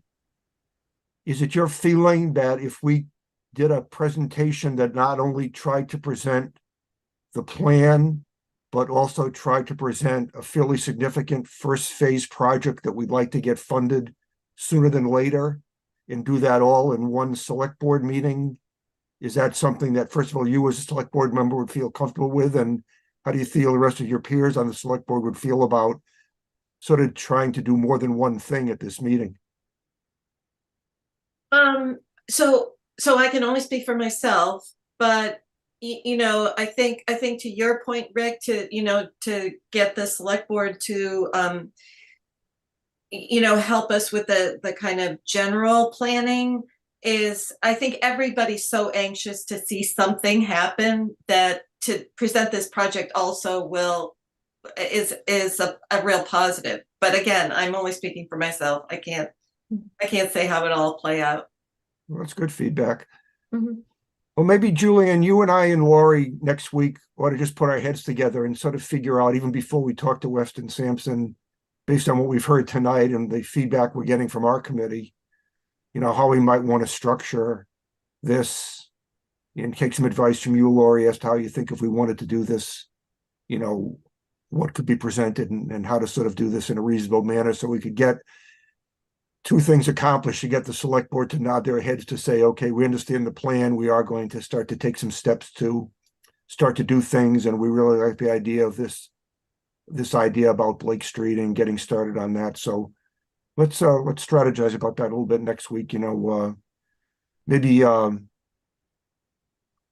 you could send us in. I know you're going to be back in the office Wednesday next week. Is that your plan? Yes. Yeah, I'm taking Tuesday off, and we're closed tomorrow and Friday, Monday. Monday, right? Yeah, so maybe maybe if you could just think about it, before next week, if you just send Julianne and I an email with some availability you've got next week, maybe we could at least pick a time where the three of us could sort of put our heads together as to how we might want to do this. I'm excited about this also, but our first responsibility is to get the plan accepted. And our Right. second responsibility is to make something happen. And longer term, we have to decide, are we going to become the downtown management group? Or are we going to go back and reread the plan and excerpt other things from the plan that are important, the master plan, that we need to bring before the town? Or are we going to sort of focus our energy for the foreseeable future on managing downtown revitalization? We've spent all of our time for the past year doing it, but we are the master plan implementation committee, and the master plan talks about a lot of things besides downtown revitalization. So not to say we can't stay close to this, or we may decide eventually this downtown management group takes over responsibility for managing the change in the downtown. We don't have that group right now. We just have us. But we just need to keep thinking through what we want our role to be as we head into 2024. Look, I certainly hope the committee keeps a role of sponsoring ideas. There might be a time when this committee sponsors a grant or sponsors a CPA application, or and I get your point, but I think if we wash our hands of it, ideas will die. Right now there's no other group in town, there's no other committee in town that could take ownership of a specific activity. And so to the extent that we can, I'd like to keep active in that. And you're worried about focusing on downtown, and I get it, but everything else does somewhat overlap with the efforts that we're making here. There's tentacles from downtown to all the other parts of the master plan. Yeah, I understand. Like I said, we just need to sort of keep in front of us the fact that we're the master plan implementation committee, and part of what was in the master plan, a big part, but part was downtown revitalization. There's a lot of other things in the master plan that at some point I'd like us to, sort of think what we think the next best thing is in the master plan we want to bring before the town. But I agree with John, until this thing gets launched a little bit more, we can stay close to it. I don't have an issue with that. Yeah, should this project get off the ground? So what I did in Millbury is I recruited a focus group. And the focus group consisted of some key staff as well as key representatives. Like, for example, in the downtown area is the library. So there was the librarian was on the committee. The DPW director was on the committee. The fire chief was on the committee because the fire station's right there. And then I had a traffic engineer, so he was a resident and served on the committee. I had 2 business owners who were located in the downtown, one of which agreed to have alteration made to his parking lot in exchange for participation in the program. So we wanted to make sure that he was on board with what was happening. So when we get to that point where we're talking about the actual design, you guys can choose whether you want to be involved or whether you want to step away. Maybe a couple of you who are particularly interested may want to be on this focus group, and then I'd bring other people in. Like, I think it would be really important to have Scott Charpentier. You know, maybe we'd have a representative from Mass DOT, since we're talking about Route 20 and, you know, the integration with the two. I'm not really sure at this point, but if you folks want to step away and not be involved in that aspect, then you will certainly be able to step away at that point. I'm just hoping that you will stay engaged, like John said, to help get me to the launch point. Mhm. You know, to kind of champion this effort. You know, at town meeting and with the select board, you know, just to try and get us to that point where we have a project. Lori, I think you've done an amazing amount of work on this project, and I think all of us appreciate that you are invested and really trying to do what we all have been asking for. So I don't think it would be a hardship to be behind it. I do think it would be supported. So thank you. Good. I'm glad that you like the possibilities. Yeah. I definitely think showing the Milbury pictures helped, because when I looked at the consultants' pictures, the big blocks, it was really hard for me to picture what Blake Street could eventually look like. But your pictures helped. Mm.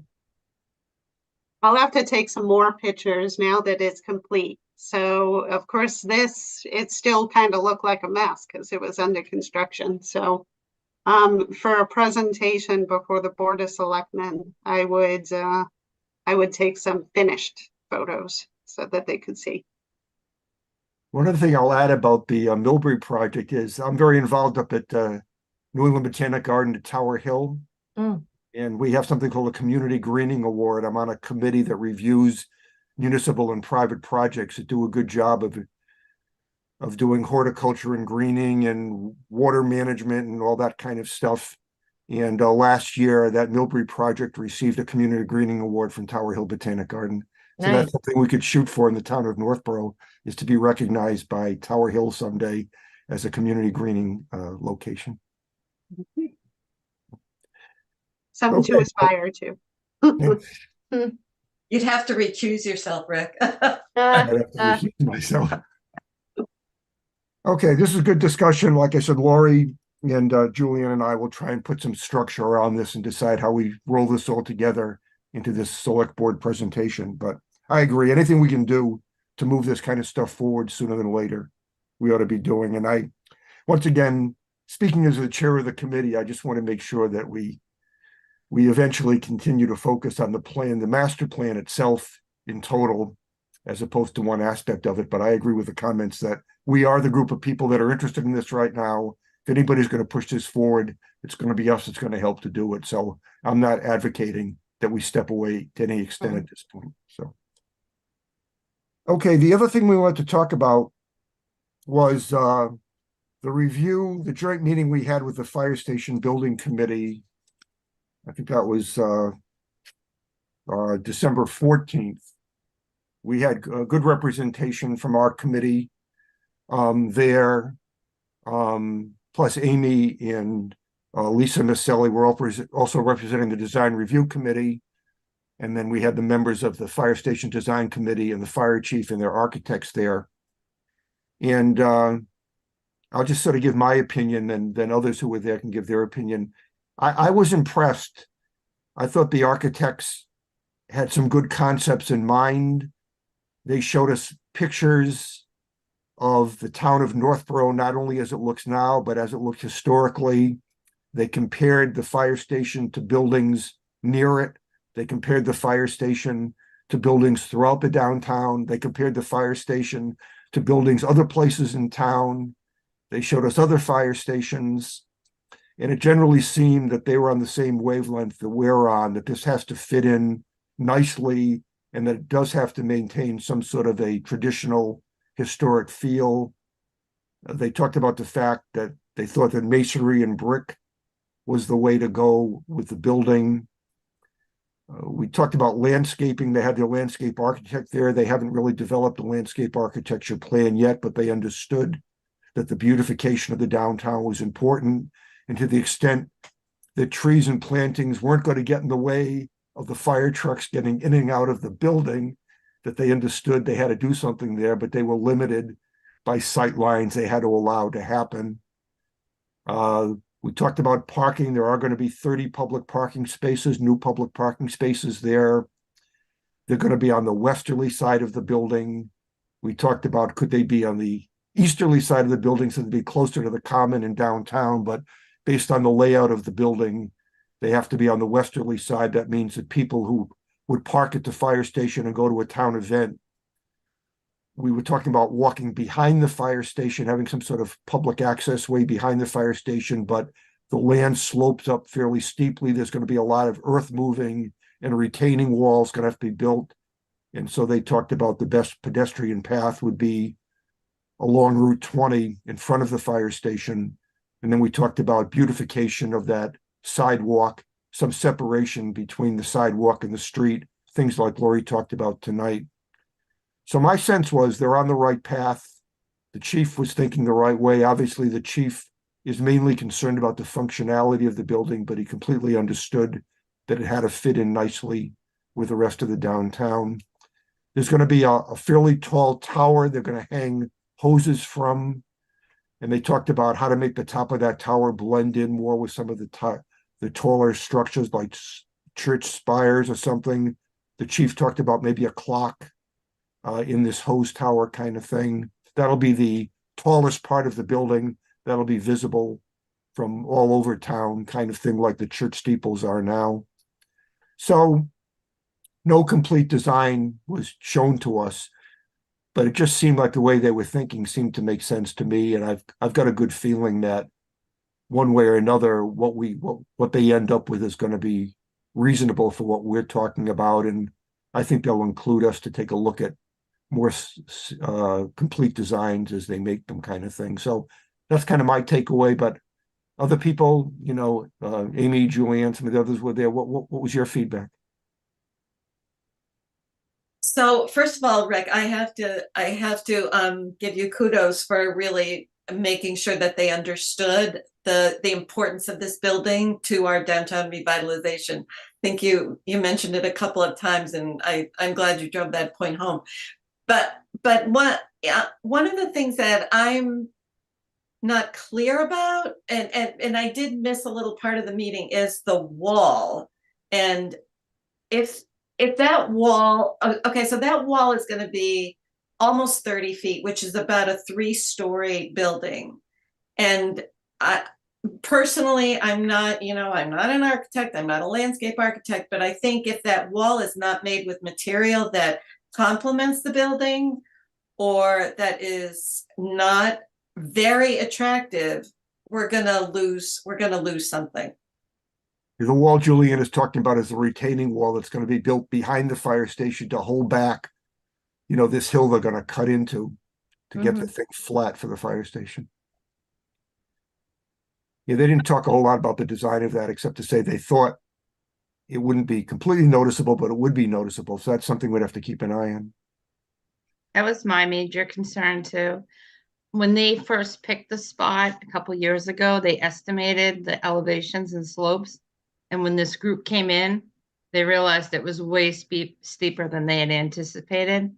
So it's, yeah, 30 feet high wall. And one question I didn't ask is if they ever had to expand. I don't know if this fire station is built with a lot of extra room, but the chief did say the trucks get bigger every year. My concern was if they have to expand, you know, I hate for the town to have to build another fire station. So being the person I am with my letter writing, I did write the chief a letter the next day and said, you know, shovels aren't in the ground yet. Did they ever look at the Harvey parcel? Because I felt like that should have been looked at, but years ago, because it had you know, you can get in from Hudson Street, you can get in from Main Street. If the town bought the Harvey parcel, you could have the Riverwalk. You could even put the new town hall there if we're going to use the other one for commercial. I just thought it offered a lot. But I did email that to the chief, and I didn't know if their architect could even just look at it. But he seemed to think we're too far down the road. But, you know, it just kind of stinks because I would hate for the town to pick a site with a 30-foot wall, and if they could, you know, to have to build another fire station in like 30, 40 years. Also this week with the rain, I was over on Monroe Street a couple times, and the water poured down Monroe Street all week, even like yesterday. So that whole street is icy. It was icy last night. I was out there. At the bottom, it's icy. Yeah, and even by the town common and the Video Bank, they've had to Yep. sand it all week, and it flooded down by Assabet Park. So all I could think of is the fire station. The water is just gonna pour over that wall, but they said they're gonna have to build swales and do some sort of water Mitigation, yeah. mitigation. Yeah, so it is kind of concerning. But I am glad that they're looking at brick and they're looking at the landscaping. Because I watched one of the first couple of meetings for the fire station building, and metal came up. I was like, oh no. But they're gonna stick with brick. Other comments?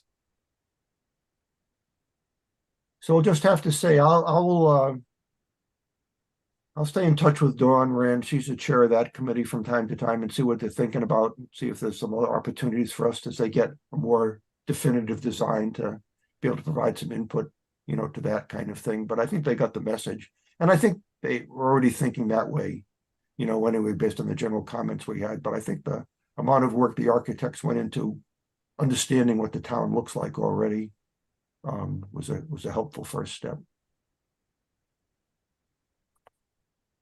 Okay, I guess the last thing we have on the agenda tonight is we have the minutes from the last meeting. There were some changes made there. Lori distributed the amended minutes. Are there any other comments or questions about the amended minutes for the November 16th meeting? Hearing none, may I have a motion to approve the minutes November 16th as amended? So moved. So moved. Is there a second? Second, Thank you. Okay, get out my little sheet here so I don't forget anybody. Julianne, Aye. Amy, Aye. Melly, aye. Ashley. You still with us? No, Ashley and Tracy had to leave. Okay. Fran, Aye. Gene Kennedy, Aye. Gene Cahill, Aye. Rick Leaf is aye. John Campbell, Abstain, I was absent, sorry. okay, Jen Tolman. Aye. Minutes are approved. Any other business we need to discuss tonight that we have not brought up? Hearing none, let's keep January 18th open that could possibly be a joint meeting with the select board to talk about the plan, and as we've discussed tonight, maybe also this Blake Street project and how to move forward on that. That's something that, as we discussed, Julianne and Lori and I will talk about next week. Do I have a motion to adjourn? Is So moved. there a second? Second, Okay, Julianne, aye. Amy, Aye. Millie, Aye. Fran, Aye. Gene Kennedy, Aye. Dean Cahill, Aye. Rick Lee votes aye, John Campbell, Aye. and Jen. Aye. We are adjourned. Hopefully we'll get together again on the 18th. Thanks a lot, folks. Merry Christmas, Aye. everyone. Merry Christmas. Merry Christmas, everybody.